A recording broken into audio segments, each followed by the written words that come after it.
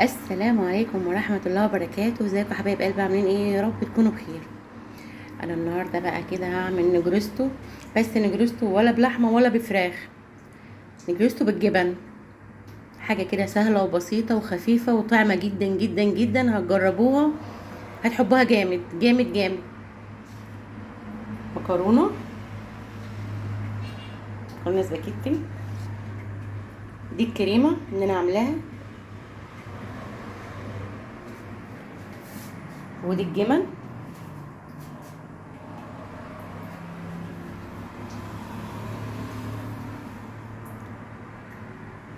ونسمي بسم الله.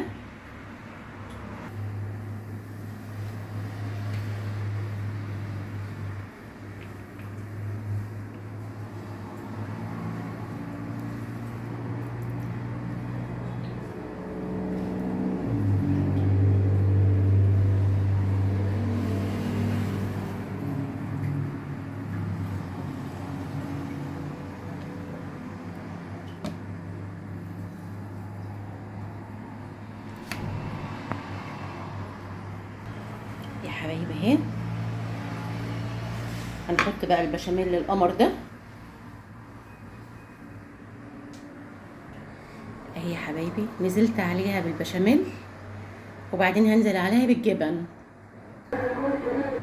وهو يا حبايبي حطيت عليها الجبن وادخلها كده الفرن وهتشوفوها معايا.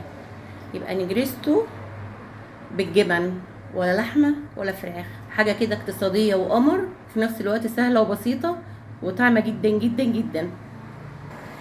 وهي يا ولاد بعد ما خرجت من الفرن حاجه كده قمر قمر قمر قمر.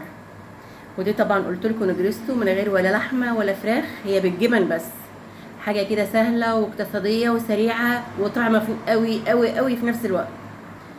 والف هنا وشفا للي اكل، والف هنا وشفا للي شاء. مع السلامه.